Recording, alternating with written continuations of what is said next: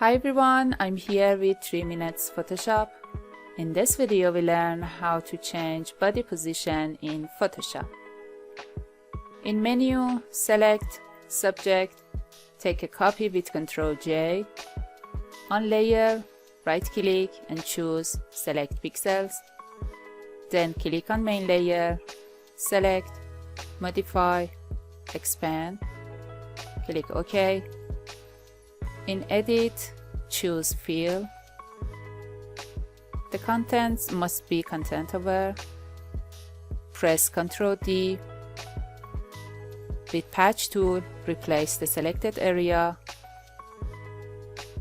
Select Copy Layer, Edit, Puppet Warp.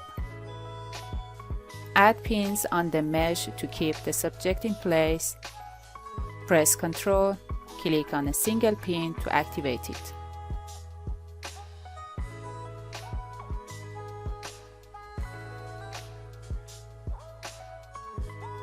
I hope you enjoyed this video.